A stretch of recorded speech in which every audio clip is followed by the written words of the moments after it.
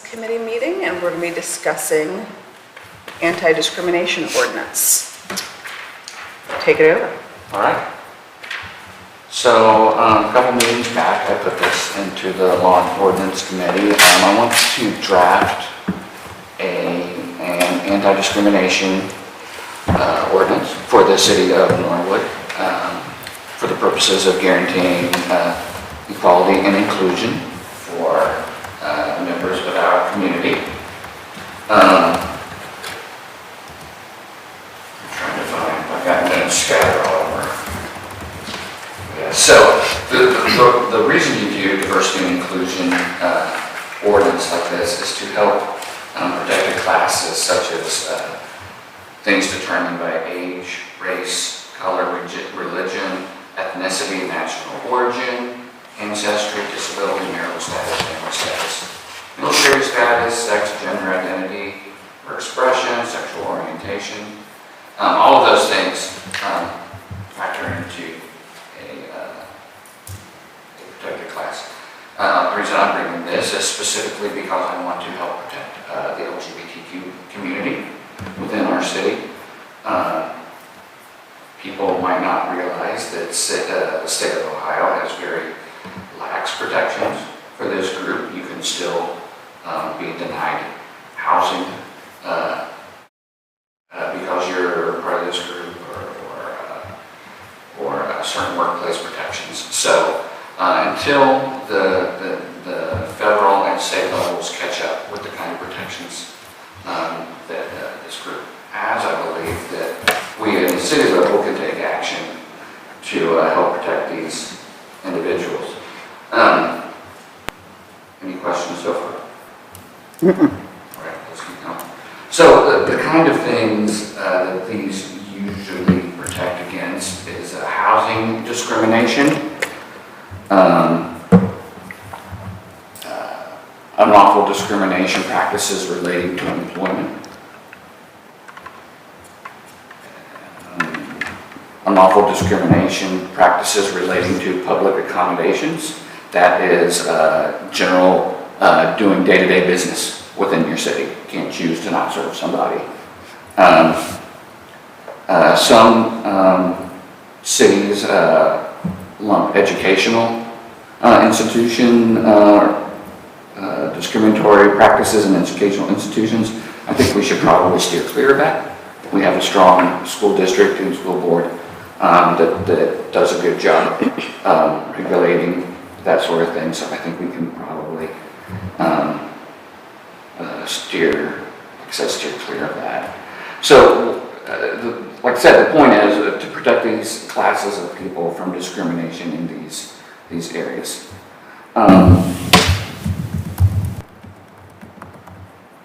Which didn't take very long to say. But typically, the wording around the protections that you do for these kinds of ordinances is all fairly standard across different municipalities. What gets hard with ordinance like these is enforcement. So what do you do to enforce these policies once enacted? Most places create a commission that's job is to investigate when issues like this arise, when they're filed with them, to help mediate and resolve those issues, and eventually to, this is probably the wrong word, but to litigate in some way or decide penalty for those issues. And it's all defined within the ordinance code. There's different ways of setting up those commissions, and I think as far as this committee is concerned, that's probably where we'll have the most discussion, is how do we determine how to set those up, number of people, what are their duties, what are their responsibilities. Also, something you hear about or read a lot about is the kind of penalties assessed for these kinds of infractions when you do have these ordinances. most places have sort of a civil penalty attached to the ordinance, but I believe that we could go further. Most penalties don't actually set out to help the person who was wronged by the action. I think that there are many examples I've got that we can look into ways of addressing the person who was harmed by the action, as well as coming up with a civil penalty for the parties who committed the offense. Doing it this way also offers a way to handle it without treating it criminally. Of course, there are certain levels of once it passes beyond it goes out of code, it is intimidation or a criminal act, and there are already laws to deal with that. What I think I would like to do is to put together a draft ordinance for us to review. I think it'll sort of be a basic one, and then there will be sections where we could do this, or we could do this, or we could do this, and those are the kind of things that we could discuss within committee and sort of hammer out, figure out if any of them are right, or do we want to tweak them, combine them, whatever. Of course, with help of the law department to make sure we're not doing anything screwy. But that's kind of how I'd like to handle it, at least the first pass, because I've got several ordinances with which to take inspiration from and pull language from, and I think that's probably easier done not in committee, you know, to get the first thing done, and then we can take a look at it. I'm also getting help on this from Equality Ohio, which is a group that helps to advance LGBTQ issues, legislation throughout the state. They have helped create dozens of these ordinances. Most of the ones in the state they've helped with. We have several cities in our area that have done it: Cincinnati, Gulf Manor. I'm trying to think of others. Oxford. Upper Arlington, Reynoldsburg. Well, Oxford Worthington. and Dayton did as well. Yep. Then we've got all over the state. You got Portsmouth, you've got Dublin, Columbus, north in the Cleveland area too. So, of course, tends to be in more populated areas where these things are happening. But I think it's something that we need to do for our citizens and to ensure that that everyone is treated equitably and fairly. I think there's probably a good chance that we might hear a little bit of pushback on this. I can't predict from what angles at the moment, but the folks at Equality Ohio have offered to come and be at the committee meetings and to help answer questions, to help do outreach in the community. That's what they do, and are more than willing to help out with that, so that's really nice. I just had a couple questions. I'm very excited. I'm very happy that you brought this. In terms of enforcement or investigation, that's sort of where I was feeling like that's where it felt like it got more confusing. It seems like from this document, which, one of them has the list from the attorney, Dublin. It looks like the law department does, in many of these jurisdictions, that is who does the investigation. That's one way. There's also, in Gulf Manor, it's the actual board that is set up. They actually are empowered to do the investigation. Same thing with Portsmouth. So it's these are the things that we need to figure out how we want. How do we figure out the pros and cons? Because my first thought in terms of a board is just where are we going to get additional people to volunteer their time and so that was my concern in terms of a board. In terms of concerns with the law director is just the amount of potential time that it could potentially take. Obviously, it would be awesome if we had this ordinance and we never need to enforce it because That would be fantastic. That would be lovely. That would be my preference. Mm-hmm. But the possibility that it did involve time, is that something that our law department would be able to absorb? Or is that a question for Mr. Powers?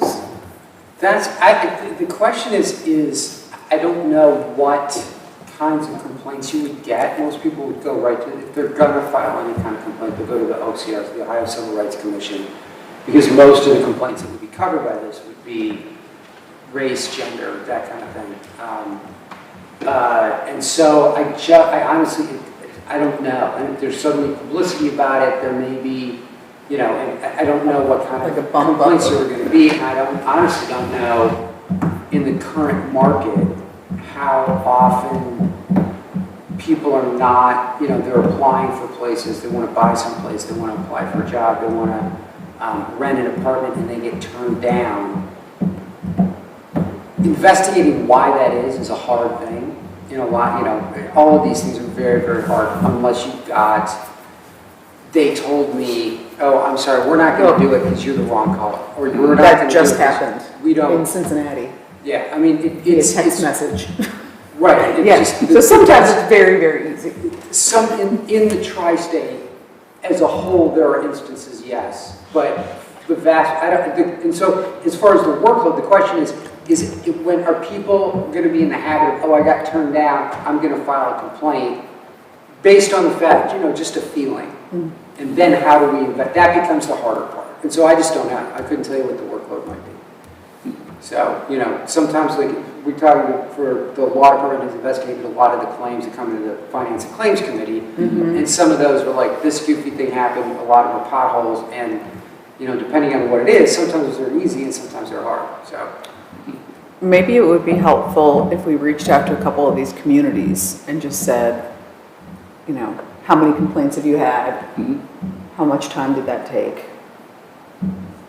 I'm happy to call a couple of these. I can't call all. Golf Manor would be, because it's small, that would be the Small. common. I mean, a lot of them are. Smaller than us. I mean, a lot of the ones that are in existence, they were added to existing civil rights ordinances that they were actively enforcing and have a mechanism, and you know, that was actually you know, Cincinnati and Cleveland and Columbus, and you know, there's a lot of these places had things on the books that they were for other purposes, and then added LBGTQ. So it's, you know, that's a different kind of experience. Golf Manor's a small place, it's, you know. Hilliard's 37,000. Yeah. Yeah.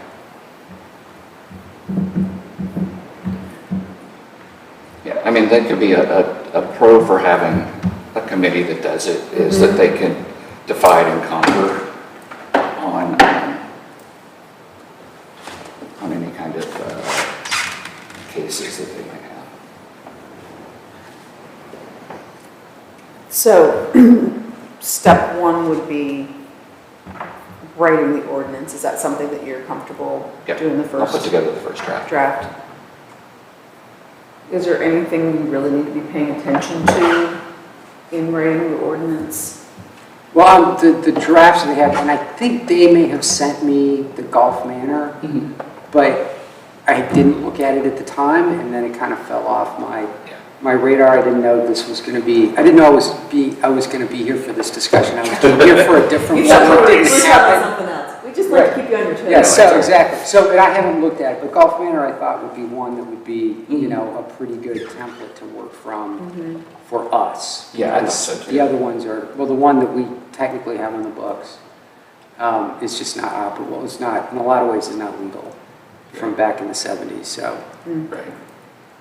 So could this potentially void that one? Oh, we need to either replace or repeal that one. Okay. Yes, because it's stupid to have it on. I've never heard of anybody being appointed to it. I've never heard of anybody doing anything with it. It's got. I'm sorry. Our code has a non-discrimination. The Norwood codified ordinances. There is a chapter on a basically anti-discrimination agency by the city. But it includes things like it creates a cause of action, and it imposes penalties that we don't have the authority to impose. It was passed in the 70s, and I have no idea why. because it seems like a real reach to set up this whole structure. So I don't know if there were council members like, hey, let's just pass what Cincinnati has, more or less, or if it was tied to a grant, or I don't, trying to get, oh, we're going to establish our bona fides so that we can get into this program. I have no idea. But it's one of those things, it's not workable the way it's set up, and it's never been used as far as I know, so. At least in my 20 years here, so. So I see that Gulf Manor, their investigatory part is the Human Rights Commission, which is sort of a 5-member commission or board. And it kind of sounds like it's like our art board and DEI board where you have the scat. They do 3 people from within the city who are not affiliated with any elected member within their city.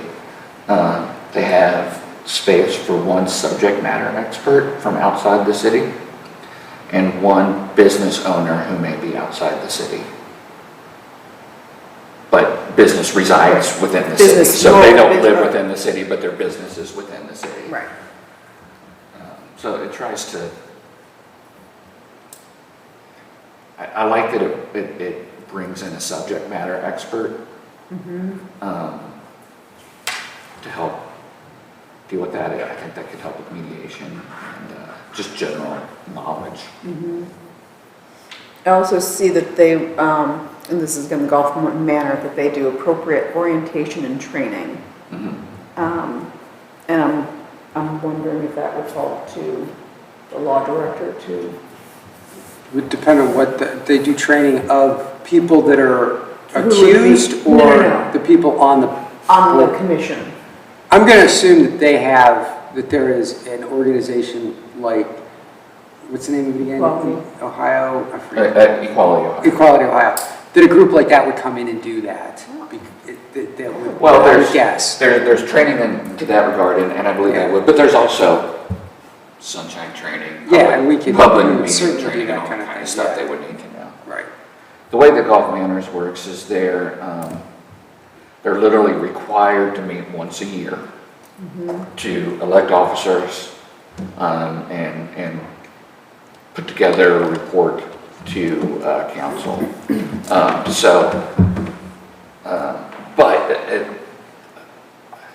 I was kind of trying to read between the lines of their ordinance. I also look like they have been empowered to do more public outreach and education and things like that too, just within the verbiage of the creation of that particular entity. Well, then getting copies of the reports to council would be worthwhile. That makes sense. Yeah, but it talks about that they can assist in programs and projects. They can recommend policies, procedures, practices, and legislation. Right, It and may part of the question, enlist- yeah. It is- may bring in other organizations. Yeah, so the question is that boilerplate language that authorizes it, or are they actually doing that? Right. So, Won't know unless we ask. right.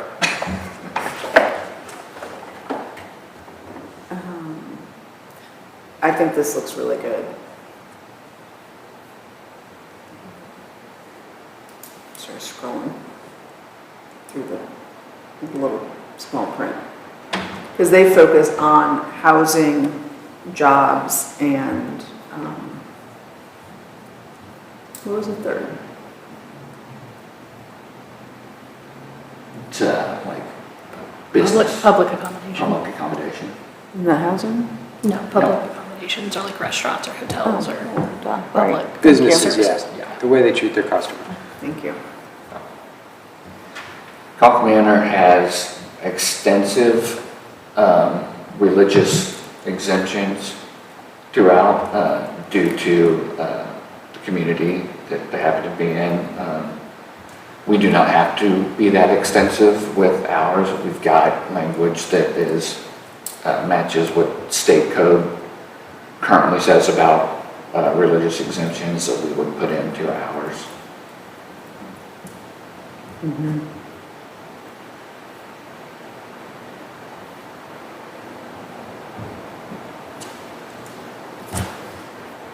Okay. If I were to call 3 places, what are the 3 that feel the most? Golf Manor? Well, no, we know how they do it. But the question is, how much time does that take? That was our question. How many complaints have they gotten? Because this has been since 2019. So they've got a few years under the belt. So Golf Manor, would you say Hilliard? Dublin, I would go with. Dublin? I'll probably base some of just the verbiage out of Portsmouth's ordinances as well. But I don't think it's important. They're a much larger city. So.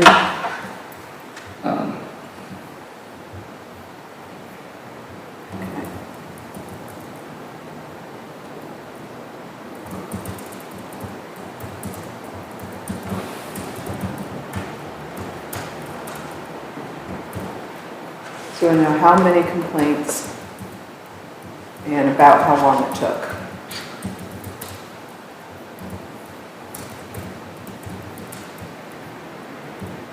Any other information that would be helpful?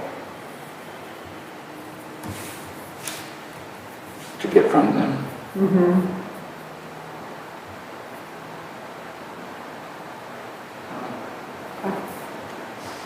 I'm sure they'll share other information as we're chatting.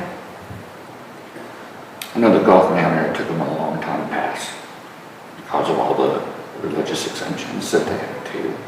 Kind of keep going back and forth, Yeah. tweaking it. With the community. Yeah. I don't think we will have similar issues here.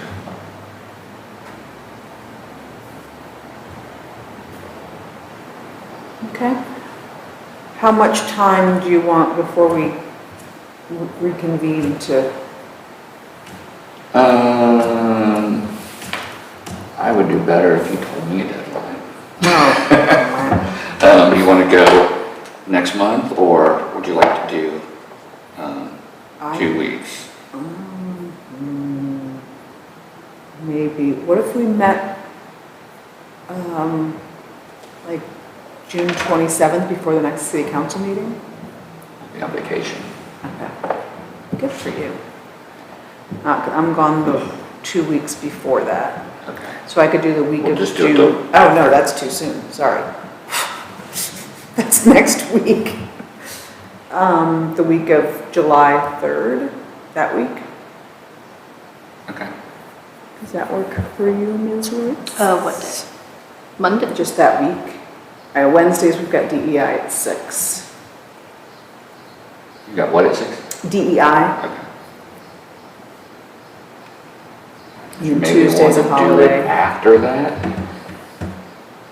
Like So it'll be at 7. Would that work for you? Yeah. the 6th? The 5th. Oh, the At 5th. 7. That's fine. That would mean we'd have to be quick with our meeting, which we're trying to do. It's hard to have quick meetings when you have a lot on the agenda. So If you the don't wanna meetings do are it, then either that's fine. 15 minutes long or like 4 hours. I feel like those are our 2 options. Okay. So 5 o'clock, no, sorry, 7 o'clock on Wednesday the 5th. I will try to have it to the committee and the department well before then. So everybody has time to look and absorb it.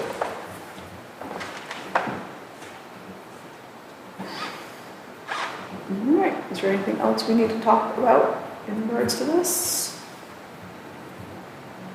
We're so efficient. Okay. Cool. Nothing. Okay, and we don't have any public comments. So I guess I would say we are adjourned. All right, thank you. Thank you. All right, Steve.